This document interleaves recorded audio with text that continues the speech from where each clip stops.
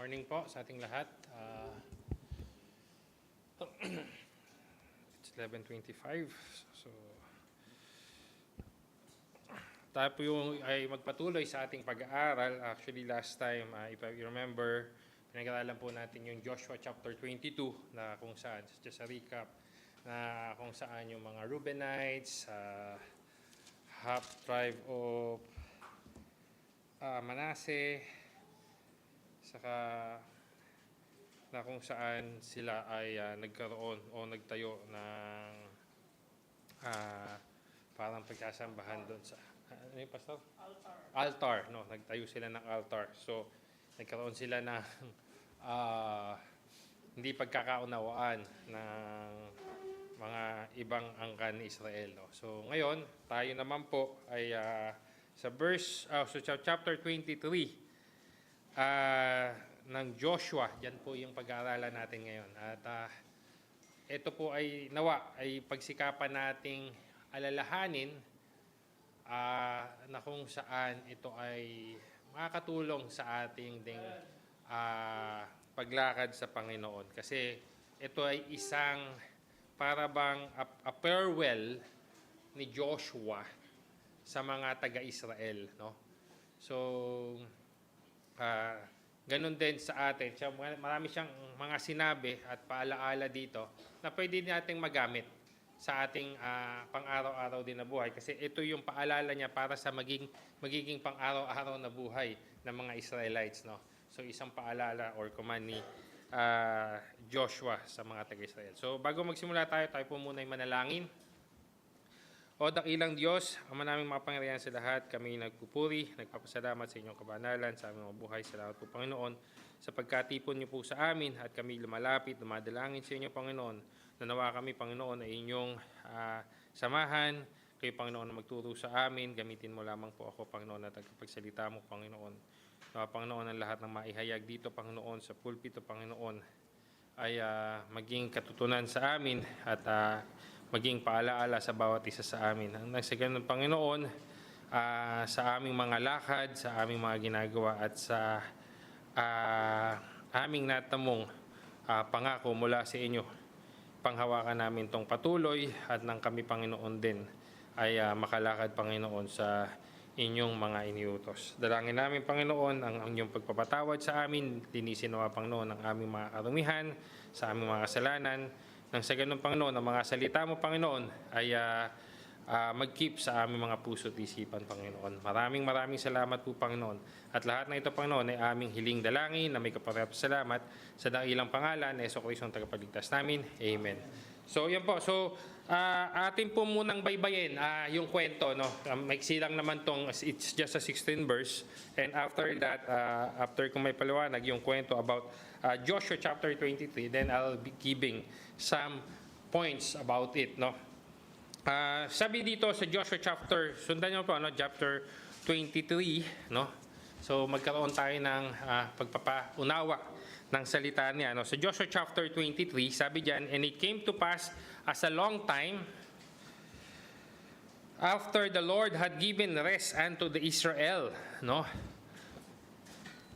From all their enemies round about, that Joshua waxed old and stricken in age, no? Sabi diyan, dumating yung mahabang panahon na ang Panginoon, binigyan niya yung rest, no? Ibig sabihin ng rest diyan is parang kapanahon ng kapayapaan na hindi nakikipagdigma, no? Kumbaga, kapayapaan sa mga taga-Israel kasi usually, di ba, they are conquering mga lugar diyan. At sabi diyan, Lord had given rest unto Israel from all their enemies round about. So doon sa paligid nila, kasi alam naman po natin dito ay ito yung pagbibigay ng Panginoon sa mga taga-Israelite, yung tinatawag nilang promised land, no? Ito yung tinatawag na promised land na binigay ng Panginoon sa kanila, na kung saan ay ito na nga unti-unti nilang nasasakop, no?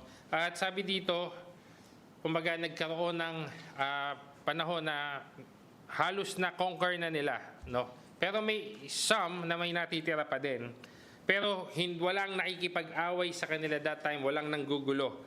So yan po yun. No?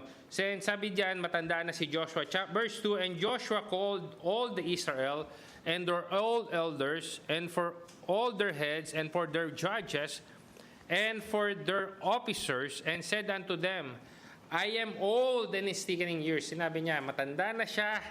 Siguro, ugod-ugod na rin, nahihirapan na rin. And you have seen, sabi dito, and you have seen all that the Lord your God hath done unto all this nation because of you. Nakita niyong lahat ng mga bagay na ginawa ng Diyos sa mga nasyong ito. Yung mga nasyon, mga Perizzite, mga Jebusite, mga Canaanites. Kumbaga, pinakita ng Panginoon. Nakita niyong lahat. Kayo yung testigo. Bakit? Sila nga yung nag-conquer, di ba? So, nakita niyo kung paano kayo tinulungan, ginabayan. No? Ito ay ginawa, sabi diyan, because of you, dahil sa inyo. So, kung ano yung nangyari sa mga nasyon na ito, dahil iyon para sa mga Israel. Yan ang sinasabi diyan. For the Lord your God is He that hath fought for you. So siya ang naipaglaban sa inyo. Behold, I have divided unto you the lot, by lot, this nation that remain. So sabi diyan, ito nga, no, may mga nasyon pa doon or may mga bahagi pa doon na hindi pa nila totally nasasako, pero sinabi ni Joshua na i-divide ko na sa inyo to, no? Kaya po may paalala si Joshua mamaya, malalaman po natin diyan, to be an inheritance for your tribes from Jordan with all the nation that I have cut off, even unto the great sea westward. And the Lord your God, He shall expel them from before you and drive them from out of your sight, and you shall possess their land as the Lord your God has promised unto you. Sabi diyan, ang Panginoon niyong Diyos, itataboy itong mga taong natitira pa, no? And drive them out of your sight. Hindi nyo na sila makikita. Okay? Sabi diyan, yun yung paalala, yung sinasabi ni Joshua. Kumbaga, sinasabihan ni Joshua ang mga taga-Israelites. No? And possess their lands. So, aangkin nyo o makakamtan nyo yung mga lupain nila, sabi diyan. And, sabi diyan, and the Lord your God hath promised you. Now, sabi dito, be ye therefore, ito isang, sabi ni Joshua, be ye therefore very courageous to keep and to do all that is written in the book of the law of Moses, that you turn not aside therefrom to the right hand or to the left. So sabi diyan, be therefore be courageous. Magpakatatag kayo, ibig sabihin, manatili kayo to keep and to do all that is written. Kumbaga, manatili kayo, maging tapat kayo, at gawin ninyo ang lahat ng mga nakasulat sa law of Moses, which is yun yung na Pentateuch, yung Genesis na makikita natin sa Exodus, Leviticus, you know. So yung mga command doon, no. So sabi diyan, that you turn not aside there from the right hand and to the left, no. Para hindi kayo maligaw. So may mga dapat tayong ginagawa para tayo ay hindi maligaw.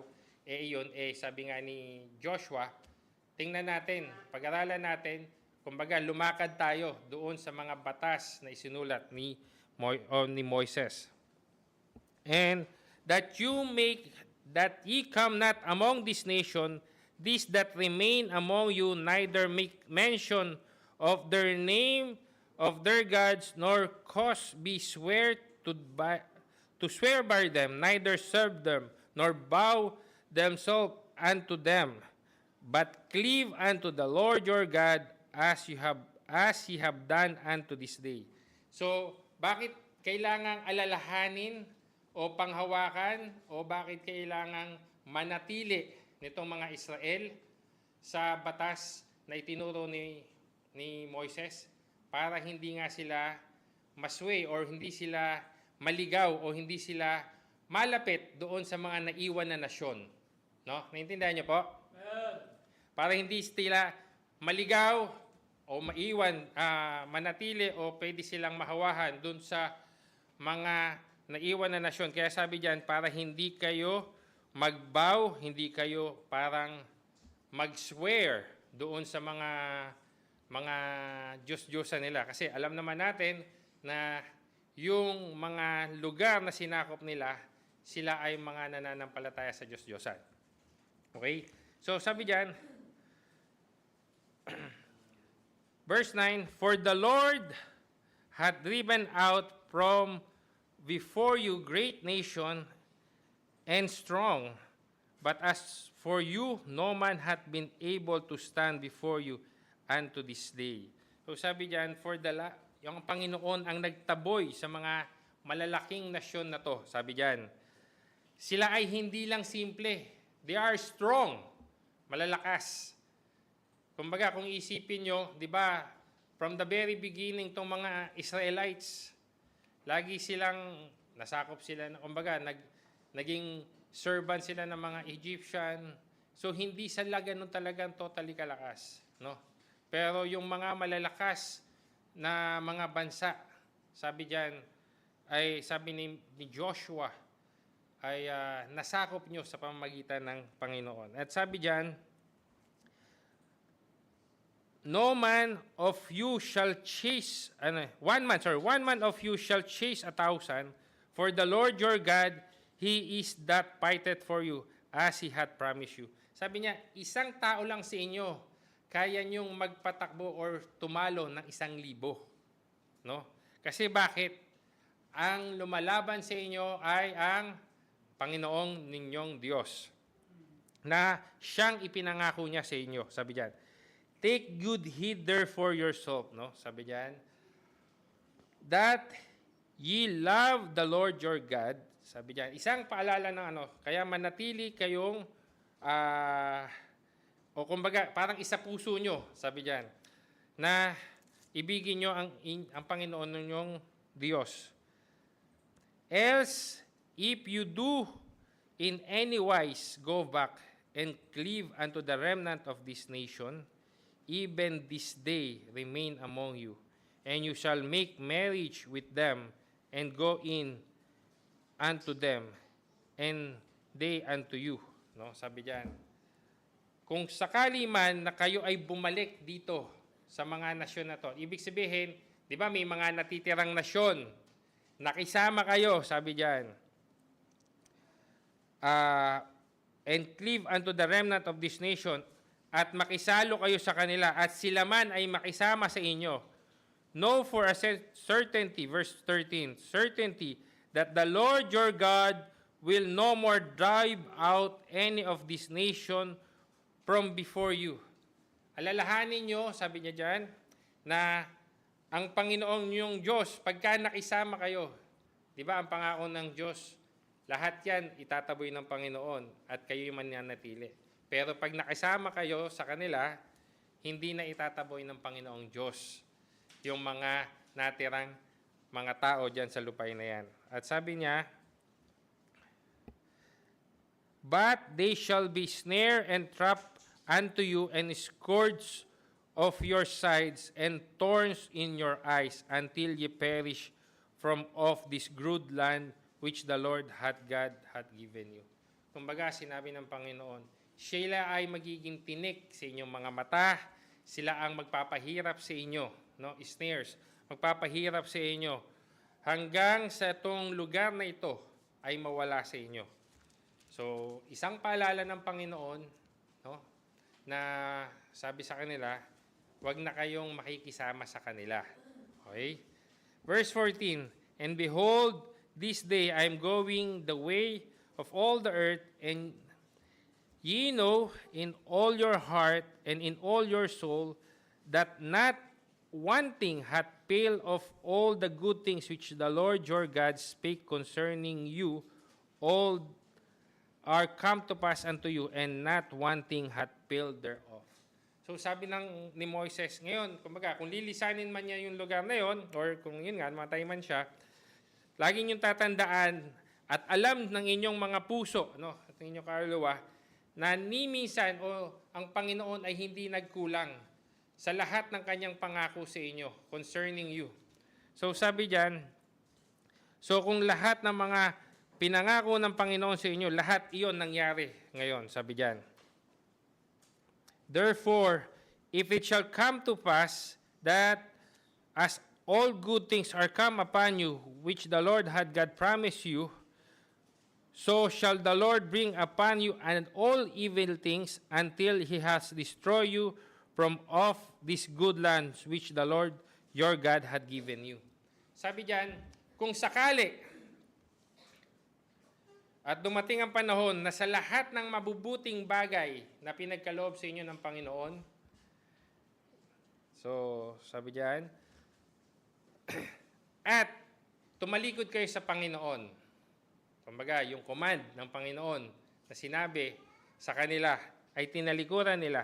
Ang sabi ng Panginoon, ganun din ang mangyayari sa kanila. Yung mga masasamang mangyayari sa kanila until He has destroyed you from all this good land. Hanggang sa mawasak kayo. Yan yung sinabi ng Panginoon. Kaya isang paalala ni Joshua sa kanila na huwag nilang kalimutan yung iniutos ng Panginoon kasi it's a covenant, no? Covenant 'yan ng Panginoon sa kay Abraham at sa mga taga-Israel. At kung pag-aaralan natin yung sa Exodus at afterwards sa susunod, ito rin ang sasabihin ng mga taga-Israel kay Joshua sa chapter 24, no?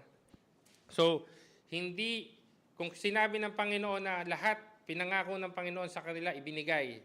Pero sa ganitong pagkakataon, pag sila naman ay kinalimutan nila ang Diyos, sila din naman ay parurusahan ng Panginoon. Sabi diyan, and when you have transgressed, sabi diyan, and all evil things, verse 15, until you have destroyed you from all of this good land which the Lord your God had given you. Verse 16, when you have transgressed the covenant of the Lord your God, which he had commanded you, and have gone and served other gods, and bow yourself to them, then shall the anger of the Lord be kindled against you, and you shall perish quickly from off the good land which he had given unto you. So, yan po yung sinasabi sa Joshua chapter 23, no?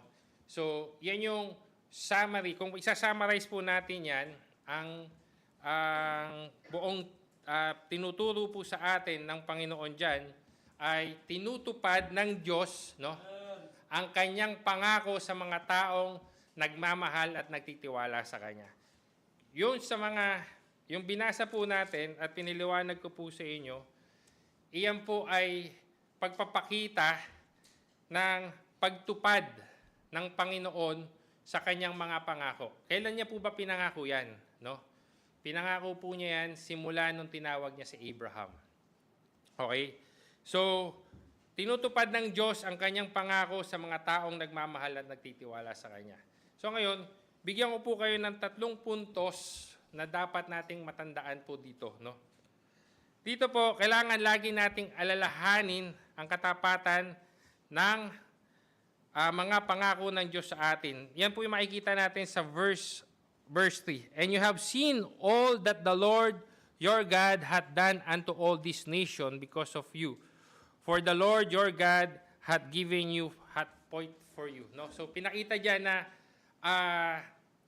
yung pangako niya. Saan ba galing yung pangako na yan? No? So lahat ng nasyon na yan, kinonquer ng Panginoon, pinagay sa kanila. Makikita po natin yan mula sa Genesis chapter 12. No? Ito yung unang pangako ng Panginoon kay Abraham. So, Genesis chapter 12.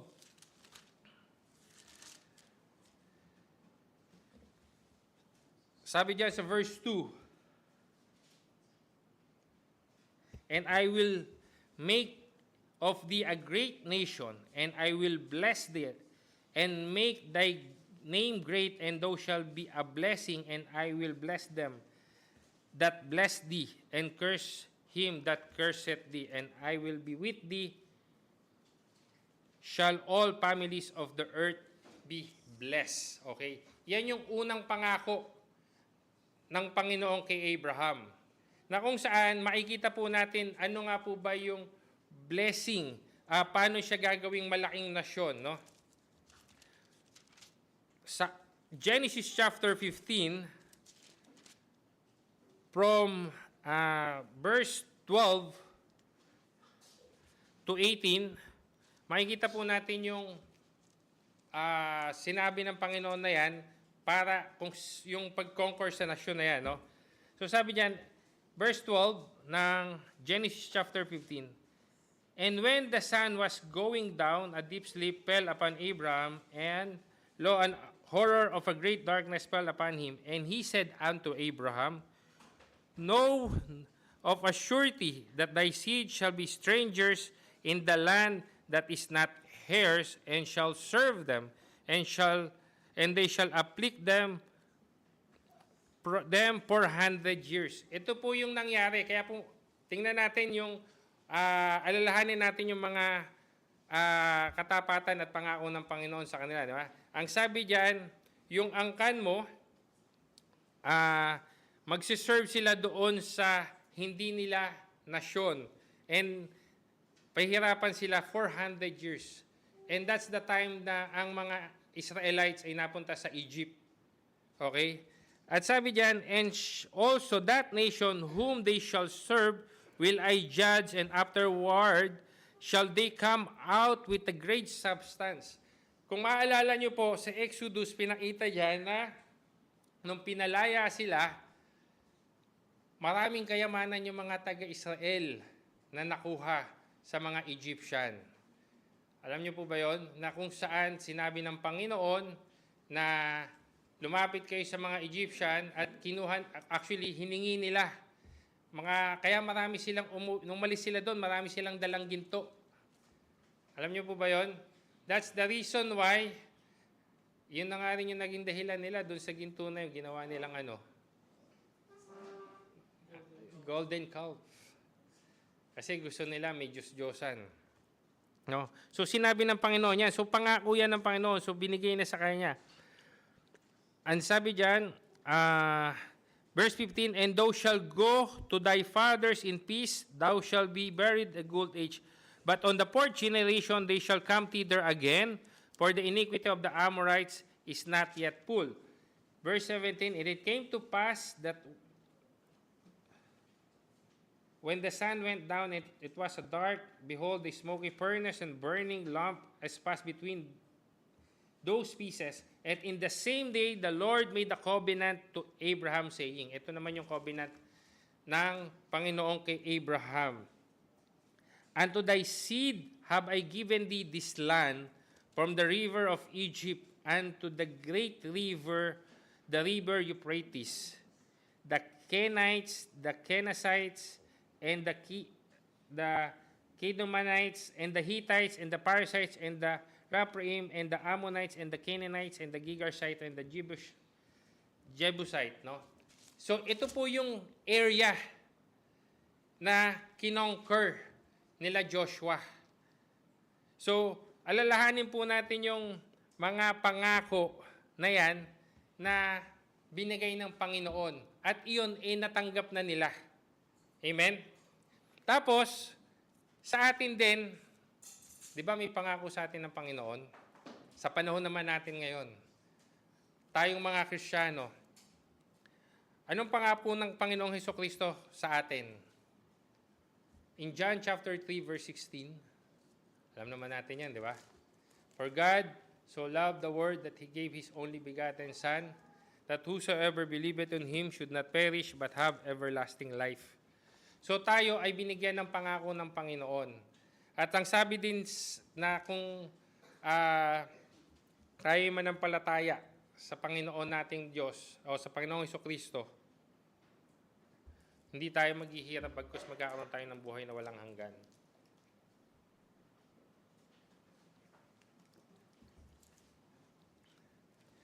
At may pangako pa po ang Panginoong Kristo sa atin, no? Jesus said unto us on John chapter 6. Actually, marami pong pangako sa atin. Ito lang po yung mga kinuha ko para may reference po tayo. John chapter 6, verse 47, Verily, verily, I say unto you, he hath believed on me hath everlasting life. So, siya yung sinabi doon sa John chapter 3, verse 16, di ba? He that believed, for God so loved the world that he gave his only begotten Son, that whosoever believeth in him should not perish but have everlasting life. And Jesus Christ said on John chapter 6, verse 47, Verily, verily, I say unto you, sinasabi kong mabuti sa inyo, he that believeth on me hath everlasting life. Magkakaroon tayo ng buhay na walang hanggan. So, dapat doon sa buhay na walang hanggan na yun, yun yung panghawakan natin. Kasi pangako yun ng Panginoon sa atin. Sana, yun yung lagi nating alalahanin. Okay? Ngayon po, kung naaalala po natin yung mga pangako ng Panginoon para sa atin, kailangan meron din tayong gagawin na sinabi ni Joshua para tayo ay makaiwas doon sa mga bagay na pwedeng makasira o makapagpalayo sa atin sa pagmamahal natin sa Panginoon. Okay? Sabi po dyan, pag sumikapan nating sundin at lumapit tayo sa Panginoong nating Diyos. Yan po yung sinabi ni Joshua sa Joshua 23 verse 6 and 7. Sabi po dyan, Be ye therefore very courageous to keep and to do all that is written in the book of the law of Moses, that you turn aside there from the left hand and to the right, from the right hand or to the left, that you come not among this nation, these that remain among you, neither make mention of their name of their gods, nor cause to swear by them, neither serve them, nor bow yourself unto them.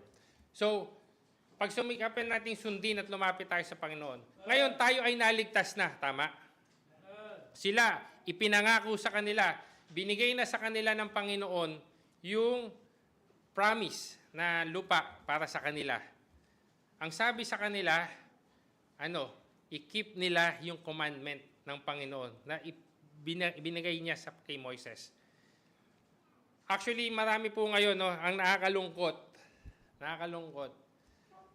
Marami minsan nakikita nating Kristiyano o nakakausap nating Kristiyano, they are, nananatili na lang po sila doon sa naligtas na sila, no? Pero they are not keeping the commandment of God. Na kung saan hindi nila napapansin na yun yung magpapalayo sa atin sa pag-ibig ng Diyos. Naintindihan po natin? Yung Bible po, lagi po natin tatandaan, kasi, di ba, tayo ay hintil, tayo ay, sinasabi natin lagi is we are saved by grace. Hindi po ako against yan, totoo naman po talaga. Lahat naman po kasi talaga tayo. We are saved by grace through faith. Even tong mga nasa Old Testament, no? Kasi, di ba, pinaliwanag nga ni Paul yan, na sa pamamagitan ng pananampalataya, yung ginawa ni Abraham, kaya sumunod siya. Hindi po naligtas tong mga taga-Israelites, no? Dahil lang sa ginagawa nilang pagsunod. Okay, naintindihan po natin? Ito po, naliligtas sila dahil sa katapatan nila at pagmamahal nila sa Diyos dahil susunod po sila. Naintindihan po? Tayo po, ganun din. Hindi tayo naligtas, tandaan po, hindi natin naligtas or hindi tayo naligtas sa pamamagitan ng pagsunod sa batas. Naintindihan po? Tayo ay naligtas sa pamamagitan ng ating pananampalataya. Ngayon, promise yun. Kasi kagaya nga ni ni Abraham, pinangakuan siya sa Genesis chapter 12. Sabi niya, lisanin mo yung lugar ng iyong ama. Di ba? Nung nilisan niya, sabi niya, ibibigay ko sa iyo, gagawin kitang great nation. So nandoon yung pangako, tama? Sinunod niya yon. Naniwala sa Diyon, nanampalataya siya doon. Pinagtiwalaan niya po yon. Tama? At yung pangakong yun naman yung binigay talaga ng Panginoon sa kanya. Nakita ng mga taga-Israel. Ngayon, all those times na habang tinutupad ng Diyos yung mga pangako niya, ang Panginoong Diyos ang nagsabi sa kanya, kasi ito yung covenant na binigay naman ng Panginoon sa mga taga-Israelites. Ngayon, tayo, on our covenant, this is the covenant, our covenant with our Lord Jesus Christ, na kung saan nagmula din sa Panginoong Diyos Ama. Okay? Kaya ang sabi ng Panginoong Hesukristo, anong sabi diyan?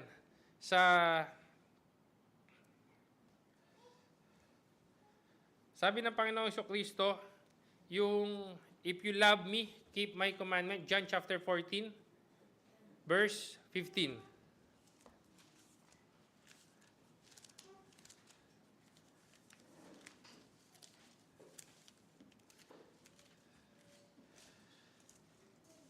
Sabi diyan sa John chapter 14 verse 15, if you love me, keep my commandment.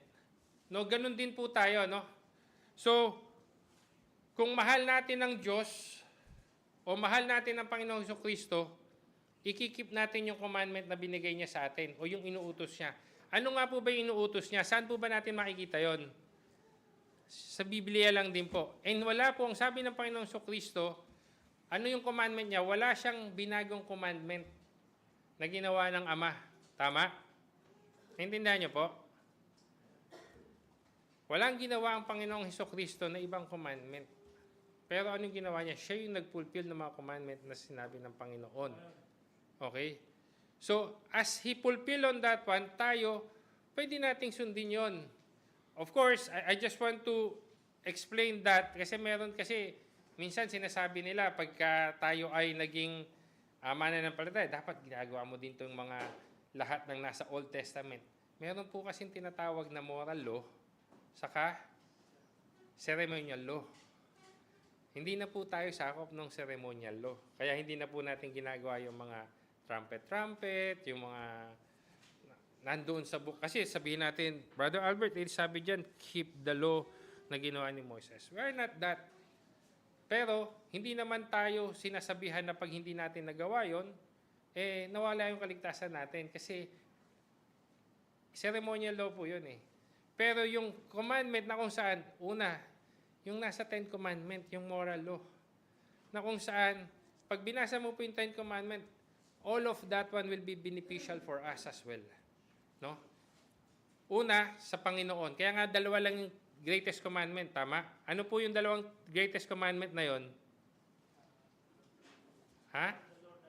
Ano yung dalawang commandment na yon? To love the Lord, thy Lord, thy God with all thy heart, with all thy soul, with all thy strength and might. Di ba isa lang yung might and strength? Might. Okay. So, ibigin nyo ang Diyos. Yun naman yun. Tapos pangalawa, ano yung pangalawang commandment? To love your neighbor as thyself. Kaya pagka sineparate mo yung sa Ten Commandment, 1 to 4, or 1 to 5, o 1 to 4, 1 to 5 sa Panginoon. 6 to 10, yun yung sa kapwa mo. Intindahan? Okay. So, alalahanin po natin at pagsumikapan na sundin at lumapit sa Panginoon. Kasi bakit po? Kung hindi po natin gagawin to at hindi natin aalalahanin yung mga commandment na kung saan tayo ay naligtas, di ba? Tayo naligtas sa biyaya. Naintindihan po natin? Naligtas tayo sa biyaya, may pangako sa atin na everlasting life para po makatugon tayo sa Panginoon at hindi tayo mahiwalay sa Kanya, ikikip po natin yung commandment niya. Naintindihan po?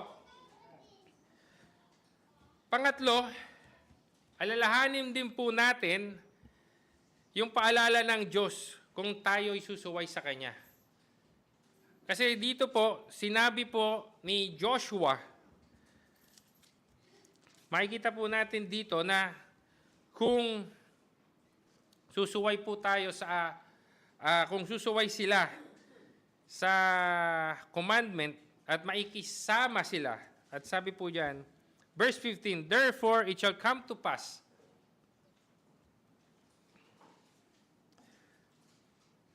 that as all good things are come upon you, which the Lord your God promised you, so shall the Lord will bring upon you all evil things. Kung hindi kayo susunod at kakalimutan niyo yung command na yan, sabi sa kanya, yung mga masasamang bagay ay mangyayari sa inyo until he have destroyed you from all this good land which the Lord had given you. So sabi ng Panginoon, sabi ni Joshua sa kanila, may mga kasamaan ding mangyayari sa kanila na kung saan, kung hindi kayo susunod, madidestroy kayo. At yung lahat na pinagkaloob sa inyo ng Panginoon ay mawawala sa inyo. When you have transgressed the covenant of the Lord your God, which had commanded you, and have gone and served other gods, and bow yourself to them, then shall the anger of the Lord will kindle against you, and you shall perish quickly from all the good land which He had given unto you. So, alalahanin din po natin yan. Sabi sa kanila, kung hindi po nila or itatransgress sila or magtatransgress sila o magkakasala sila doon sa lahat ng commandment na binigay ni Moises o ng Panginoon kay Moises para sundin nila. Sabi ng Panginoon, sabi sa kanila ni Joshua, lahat ng kasamaan ding mga bagay ang mangyayari sa inyo. Okay? At makikita naman po talaga natin, kaya nga makikita po natin sa Judges, kasunod po nito, come and go ang mga Israelites. Kumbaga, nakisama po sila sa mga angkan na nandito nga sa lugar na kalapit nila. Anong mangyayari? Maghihirap po sila, pababayaan sila ng Panginoon. Pero lagi nating tatandaan, merciful ang Panginoon. Kaya po sabi nga din po sa Ten Commandment, di ba? Na yung the first commandment na ibigin nyo ang Diyos ng higit sa lahat, no? At wala kayong ibang Diyos na sasambahin maliban sa akin, no? Pagka ginawa nyo yun, hanggang to the third and fourth generation, yung curse na ibibigay ng Panginoon. Pero yung mercy niya, immediately, pagka nagnumbalik ka sa Panginoon, ibabalik niya yung awa niya sa atin, no? So, yun sana iikip po natin na may paalala sa atin ng Diyos, no? Na kung saan, kaya po tayo nag-aaral ng Biblia, makita po natin, no? Na nangyari na to dito nangyari na to sa mga Israelites Naintindihan po natin? Tayo po ba kumbaga, mamumuhay pa din ba tayo na parang walang kabanalan sa Diyos? Na hindi sundin ang kanyang mga commandment? Naalala ko, may narinig po ako, nagsabi may dalawang klaseng ligtas. No? Yung dalawang klaseng ligtas daw, gusto ko lang pong ibahagi, which is, parang ang hirap po nun, na isang ligtas na sumusunod, saka isang ligtas na hindi sumusunod sa Diyos.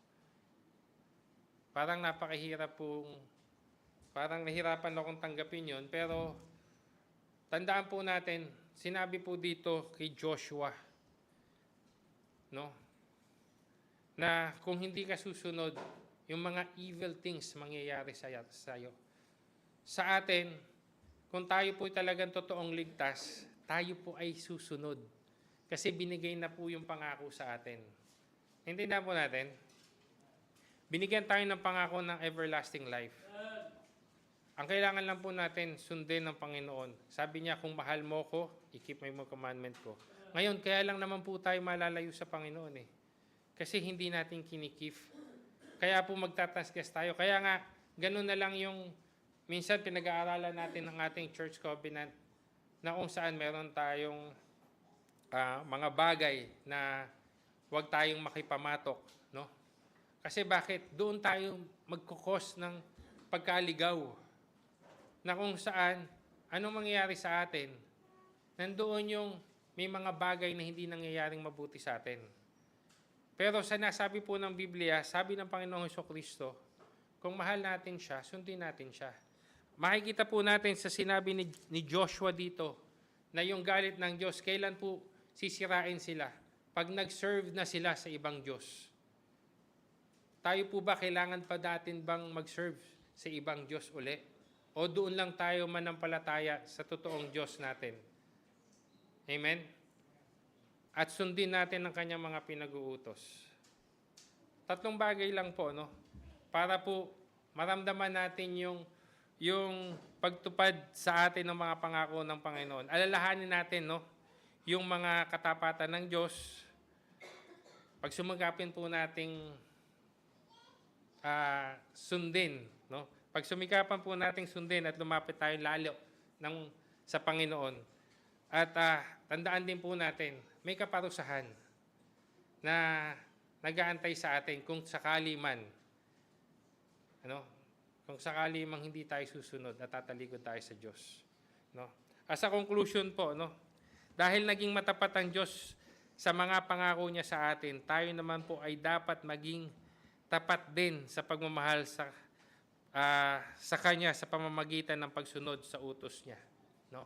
So sana ganun po tayo habang tayo ay nandito sa lupa, no?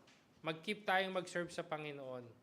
Paano natin siya pagsisilbihan? Una, sa paglakad po natin, no? Sa paglakad po natin, makita yung pagiging Kristiyano natin sa buhay natin. Makapag-akay tayo ng kaluluwa, paano po yun? Sa paglakad pa rin po natin kasi nakikita na tayo ay isang Kristiyanong tapat sa Panginoon. Amen po. So tayo po'y manalangin. O dakilang Diyos, ang maraming makapangyarihan sa lahat, kami nagpupuri, nagpapasalamat sa inyong kabutihan sa aming buhay. Salamat po, Panginoon, sa mga salita mo, Panginoon, na aming napag-aralan sa book po ni Joshua, na kung saan, Panginoon, pinakita niyo po, Panginoon, yung katapatan niyo, Panginoon, sa mga pangako niyo, Panginoon, na ibinigay sa mga taga-Israel, na kung saan, Panginoon, ito'y nagsimula sa ilang daang taon, pero mula kay Abraham, at ito, Panginoon, ay pinangako nyo at nakita po naman ng mga taga-Israel sa panahon ni Joshua. At sa panahon ito, Panginoon, ay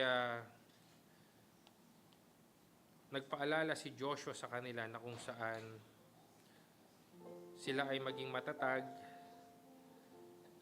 na kung saan sila ay mas lumapit sa Panginoon, as magtiwala sa Diyos, at huwag mag-commit ng kasalanan sa kanila. Panginoon, nakita namin yung pangako na yun na pinangako nyo sa kanila at tinupad nyo, na kung saan kayo din, Panginoon, ay nagkaroon ng kapangakuan sa amin, na kung saan binigyan nyo kami ng buhay na walang hanggan.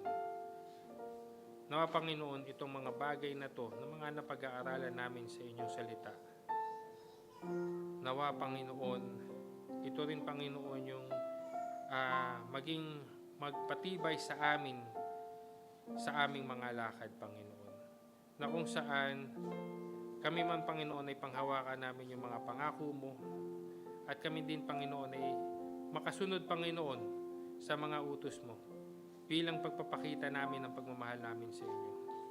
Mahal po namin kayo, O Lord, kaya dalangin namin, patuloy kaming tulungan, gabayan, turuan, especially sa mga ganitong mga salita mo, nang sa ganun, Panginoon, hindi kami malayo, Panginoon, sa pagmamahal sa inyo, Panginoon.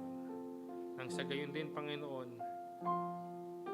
ay kami, Panginoon, ay makapagpatuloy na naglilingkod sa inyo. At ng mga kasamaan, Panginoon, na posibleng aming mata mo ay malayo sa amin, Panginoon. Maraming salamat po, Panginoon. At lahat ng ito, Panginoon, ay aming hiling dalangin na may kapatid-salamat sa dakilang pangalan ng Jesucristo ang tagapagligtas namin. Amen. I'll give you time to pray. Okay? While the piano is playing once more.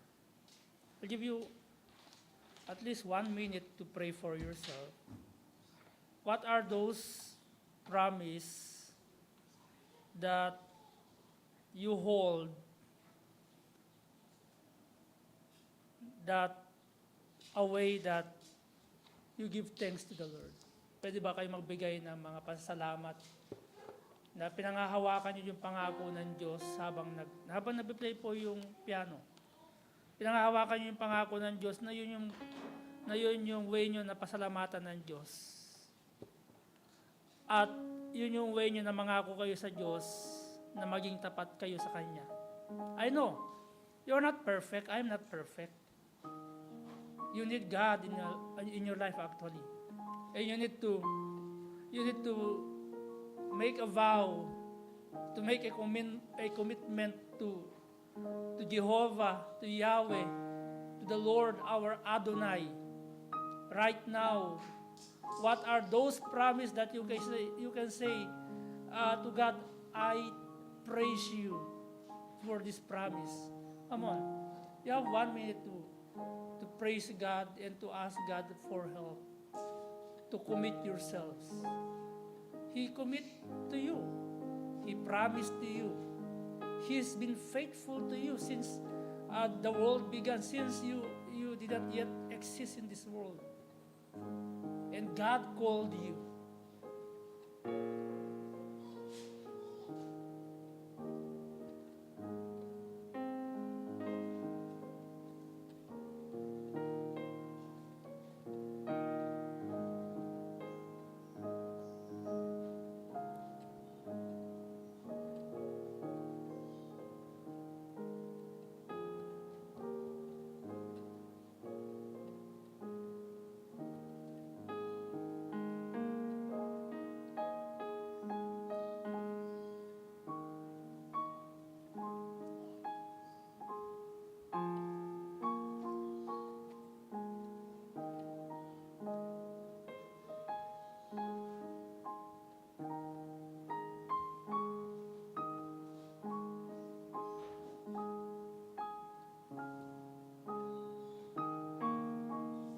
Amen.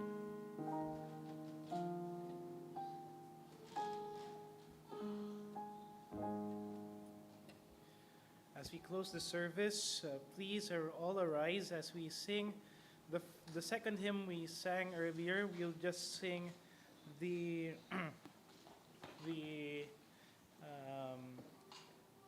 last verse, second verse, that it's the truth that His love divine has led us in the past.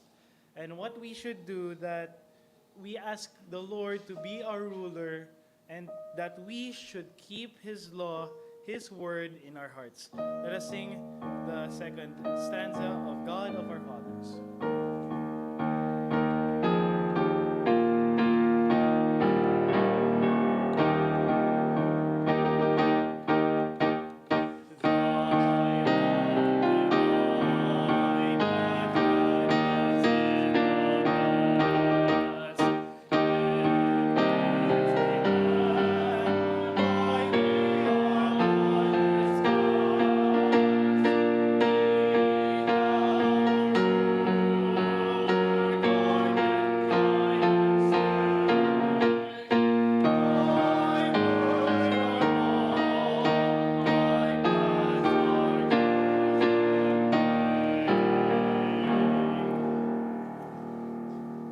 Bless your name, Father. We, in your holiness, we thank you, we worship you, we love you, Lord.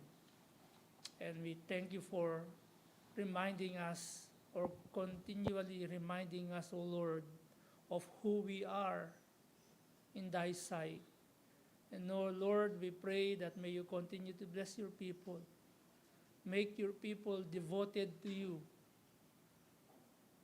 And bless your people and fill your people with the Spirit, or empower your people, O Lord, to do thy will in their lives.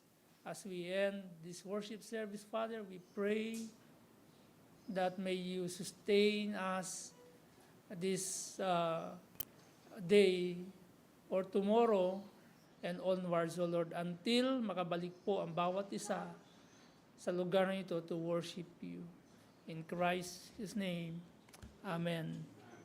Now unto him that is able to keep you from falling and to present you faultless before the presence of his glory with exceeding joy, to the only wise God our Savior, be glory and majesty, dominion and power, both now and forever. Amen. You are dismissed. God bless you.